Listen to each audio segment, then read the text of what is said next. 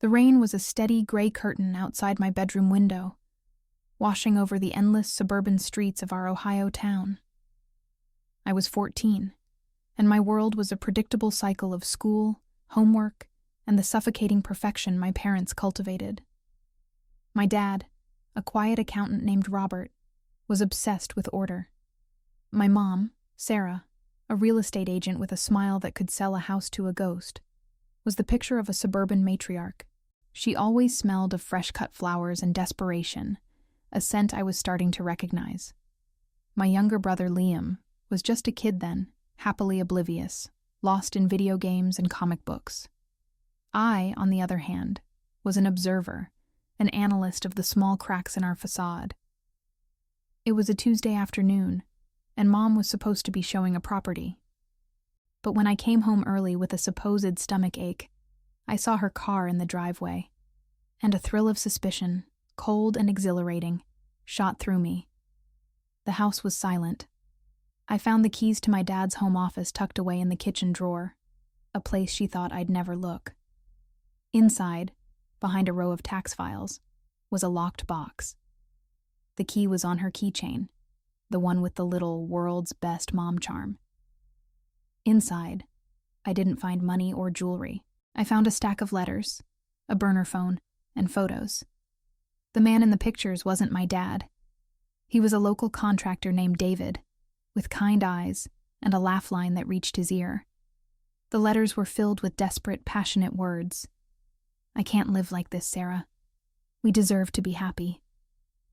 I remember the shock, the cold dread, and then the slow, dawning realization that I had just been handed the ultimate weapon. The power was intoxicating, and I knew exactly how I was going to use it. The rain kept falling, but inside, a new sun had just risen, and its name was control. If you're enjoying this story, please hit the like button and subscribe to the channel for more. The first test was subtle. I started small, a whisper in the wind. A few days after my discovery, I accidentally left a blurry photo of Mom and David on the kitchen counter, half hidden under a pile of school mail. My mom, her face a mask of practiced calm, saw it. The air in the room became thin and charged. She snatched it up with a nervous laugh and a clumsy excuse. But I saw the tremor in her hand, the quick flicker of fear in her eyes. It was a beautiful sight. My power was real. From then on, I began to weave my web. I started asking for things. A new laptop, a better phone. Not with demands, but with a quiet, knowing look. "Dad said we need to be careful with money," she'd say. I would just smile, a slow, predatory smirk that made her skin crawl. "I'm sure he wouldn't want anything to happen that would rock the boat," I'd reply, my voice a delicate thread of poison. The words weren't a threat, but a statement of fact. She got me the laptop within a week. My mom's anxiety became my currency. She began to treat me less like a daughter and more like a landmine, always walking on eggshells, eager to please. I learned to manipulate her guilt, her fear of being exposed. My grades improved, but not because I was studying more. It was because she was doing my projects for me, correcting my papers, ensuring my success so that I would have no reason to be unhappy. I was the silent queen of our household, pulling the strings from my throne of secrets. I could see the stress wearing her down, the vibrant woman I once knew slowly fading into a pale imitation of herself. And I felt nothing but a dark, thrilling satisfaction. My brother, Liam, was a casualty of my newfound power, though he didn't know it. As Mom's attention was fully consumed by me, Liam was left to navigate his own world. He started getting into small trouble at school, skipping classes, and falling in with the wrong crowd. My dad, still buried in his ledgers and oblivious to the true nature of the family's shift, chalked it up to teenage rebellion. My mom, however, was in a constant state of panic. She would try to talk to him, but her mind was always a million miles away, preoccupied with my latest unspoken demand.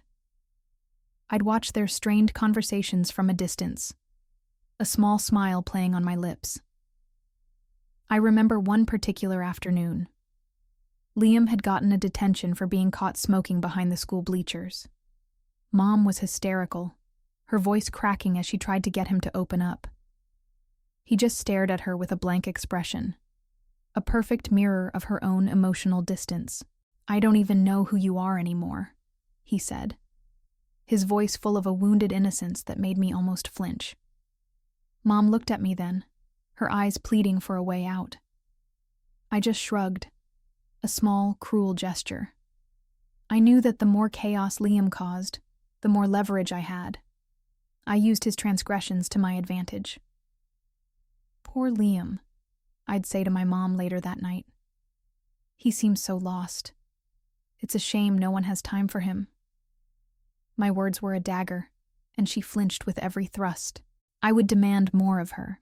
New clothes, a shopping spree, anything to keep her focused on me and away from the real problem she had created. I was building a wall between them, a fortress of my own design, and every crack in my family's foundation was another brick in my perfect, terrible kingdom. My control over my mom had become an open secret between us, a silent agreement we both understood. My dad, in his blissful ignorance, saw me as the perfect daughter. He loved my good grades, my responsible demeanor, the way I always seemed to have everything under control. He even praised my mom for being such a good parent, oblivious to the fear that was her primary motivator. This dynamic fueled me. I was the good child, the one who didn't cause problems, the one who deserved all the attention and material rewards. I was rewarded for being the puppet master, while my brother was punished for the very neglect I had orchestrated. The summer before high school, I wanted to go to a prestigious summer camp in a different state. It was expensive, and my dad hesitated. "That's a lot of money, sweetie," he said one evening at dinner, his brow furrowed with concern. The air in the room was thick with tension. My mom, who had been pushing for the idea relentlessly behind the scenes, shot me a desperate look. I didn't say a word. I just slowly and deliberately took a sip of my water, my eyes fixed on my mother. Her hands trembled slightly as she put down her fork. The next day, she sat my dad down and, in a voice that was both persuasive and utterly defeated, convinced him. She cited my excellent academic record and how this would be the perfect opportunity for college applications. He finally agreed, but I saw the doubt in his eyes, a tiny flicker of confusion he couldn't place. He just shook his head and said, "Sarah, you're a force of nature." He had no idea how right he was, but it wasn't her force. It was mine, and I had just won another battle without ever needing to raise my voice. Thanks for watching. If you like this story, don't forget to subscribe and turn on notifications so you don't miss the next part. Life under my thumb was a carefully constructed ballet of lies. My mom's secret affair became a ghost in our house, a constant, unseen presence that dictated every move. David, the other man, was just a name in the letters now, a threat I could wield at any moment. The burner phone was locked away in my desk drawer, a little black box of power. I would occasionally lose it for a day, just to watch my mom's face pale with panic. She would tear the house apart looking for it, her frantic energy a thrilling display of my control. I enjoyed every second of it, but my control had a dark side. I was becoming an island, a solitary figure in a world of my own making. My friendships felt superficial, built on a foundation of casual cruelty and a need to be superior. I couldn't connect with anyone genuinely, because every interaction was tainted by the knowledge of what I had done and what I was capable of. The real me, the one hidden behind the facade of the perfect, popular girl, was a lonely and calculating monster. I would look at other girls, laughing and sharing secrets, and a sharp pang of envy would shoot through me. I had secrets too, but they were not for sharing. They were for wielding. One afternoon, a friend, Jessica, tried to talk to me about her own family struggles. Her parents were getting divorced, and she was devastated. She looked at me, her eyes brimming with tears, seeking comfort. I just stared at her, my mind calculating what I could say to make her feel better without revealing anything about myself. "That sucks," I said, my voice flat, devoid of emotion. She flinched, and a look of hurt crossed her face. I saw the disappointment there, the realization that I wasn't the kind of friend she needed. The silence that followed was louder than any of my cruel manipulations, a stark reminder of the hollow life I had created for myself. My dad, Robert, finally began to see the cracks, not the ones I had created, but the ones I had exploited. He noticed Mom's increasing withdrawal, her constant state of anxious distraction. He started asking her questions, gentle and concerned at first. "Is everything okay, honey?" He'd ask at dinner, his hand reaching for hers. She would recoil slightly, a reflex of guilt, and offer a flimsy excuse about work stress. I would watch, my heart pounding with a mixture of fear and excitement. Would he figure it out? Would my carefully constructed house of cards come tumbling down? The tipping point came when Liam was suspended from school. Not for a day, but for a whole week, after being caught in a fight. The phone call from the principal was a cold, hard dose of reality. My dad's face, usually so calm and composed, was a mask of disbelief. "What is happening to this family?" he asked, his voice low and shaky.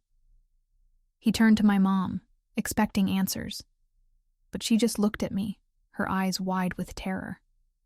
I felt a surge of panic. This was my fault, a direct consequence of my actions, and I was losing control. That night, my dad confronted my mom in the living room.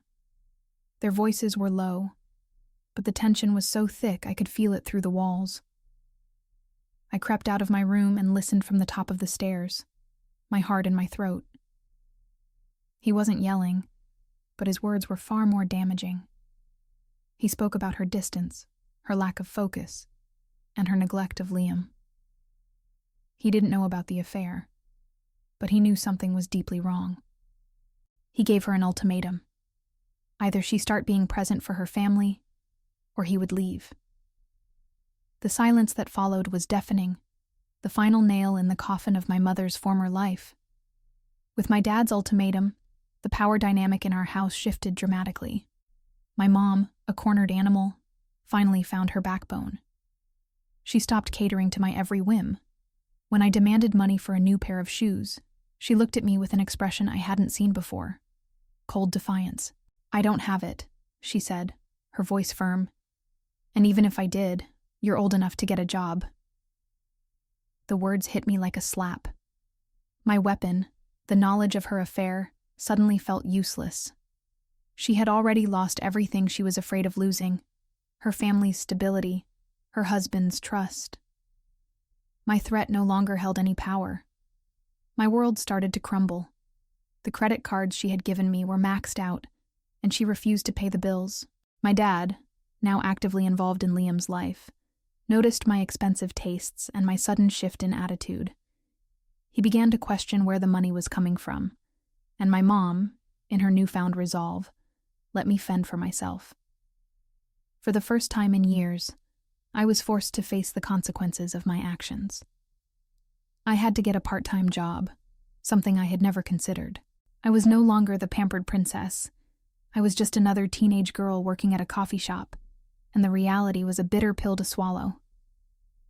The real blow came when my dad, in his effort to reconnect with the family, began talking to Liam. He finally listened to my brother's pain, the quiet desperation that had been festering for years. He took Liam to therapy, and in one of their sessions, Liam confessed that he felt like he was invisible, especially to our mom. My dad's face, when he looked at my mom and then me, was not angry. It was just filled with a profound and heartbreaking sorrow, the kind that says, "What have we done?" He finally saw the wreckage, and I was standing right in the middle of it.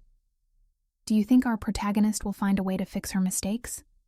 Let me know in the comments and subscribe to the channel to see the rest of the story. The guilt was a slow-acting poison. It didn't hit me all at once, but in small, agonizing doses. I would see my mom, now a hollowed-out version of her former self, and feel a sharp pang of regret. I would watch my dad and Liam slowly and painfully rebuilding their relationship, and I felt like a ghost, an outsider looking in on a family I had destroyed. My carefully constructed world was in shambles, and I was the one who had brought it down. The control I had craved for so long was now a heavy chain around my neck, and I couldn't escape the weight of my own past. The first major confrontation came when my dad found my little black box. He wasn't looking for it.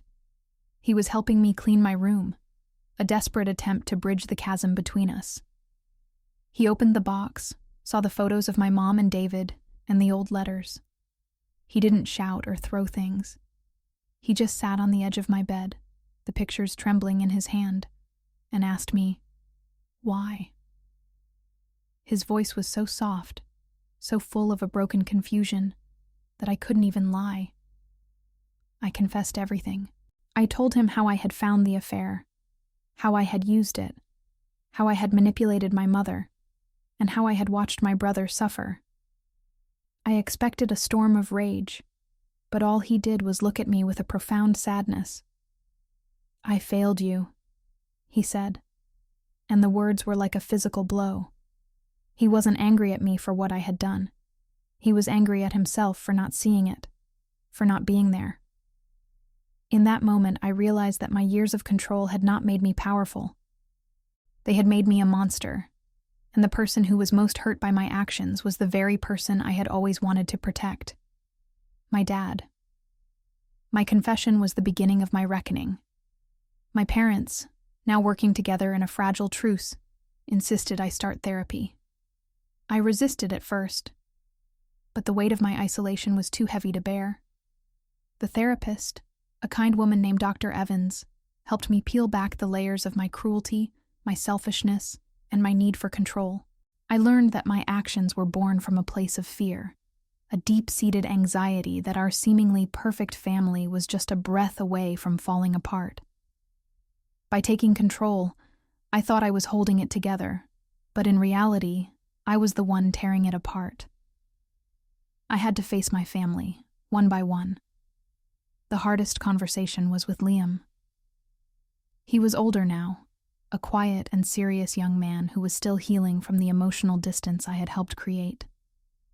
I sat him down and told him everything, my voice shaking with shame. I expected anger, but all he did was look at me with a tired understanding. "I know," he said, his voice barely a whisper. "I always knew something was wrong. You were never there for me, and I couldn't understand why." His forgiveness wasn't immediate, but a slow, painful process. He was hurt, and I had to accept that my apology was just the first step in a very long journey. The path to redemption was long and winding. I had to earn back my family's trust, not with lies and manipulation, but with honest effort. I began to spend time with my brother, going to his baseball games, helping him with his homework, and actually listening to him. I started doing chores without being asked, and I learned to appreciate the simple normalcy of a family dinner without a hidden agenda. The house was still quiet, but it was a different kind of quiet now, a peaceful, healing silence. The rain still fell, but I no longer saw it as a metaphor for my gloomy soul.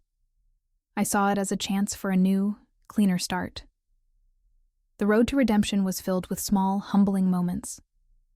I gave my parents back the burner phone and the letters. My mom, now separated from David and working on rebuilding her marriage, accepted them with a mix of sadness and relief. The affair was finally a closed chapter, a secret that no longer held power over any of us.